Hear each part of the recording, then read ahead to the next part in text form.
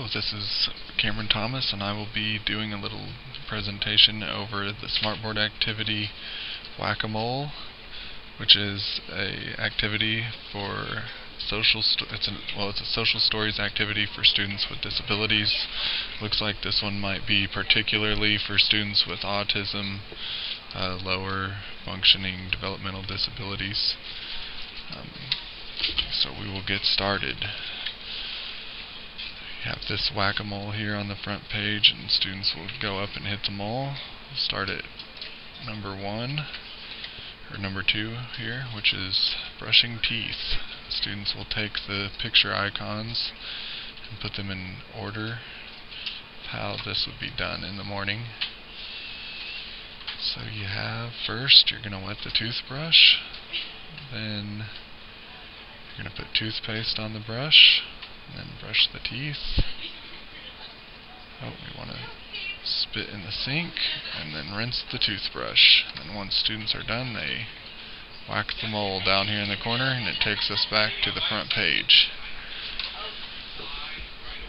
So we hit another mole here. We have getting dressed, which this one's a little bit confusing. The images can be kind of hard to recognize for some students. Let's see, I can dress myself. So before I go out, I need to get dressed. First I can put on my socks. Next I can put on my pants. Sometimes there is a zipper to zip.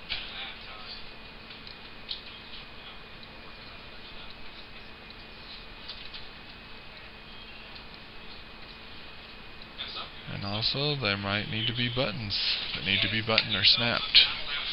This is a good way of showing students the order in which to get dressed and what to expect when getting dressed in the morning. Number 3, we have the identifying green choices and red choices, which is, I guess, kind of a good choice and a bad choice. Red and green makes that a little broad, which could be good. So we'd say the images that look like a red choice go in the box there, and then they enlarge for the students to see a little bit better. The green choices enlarge to be seen.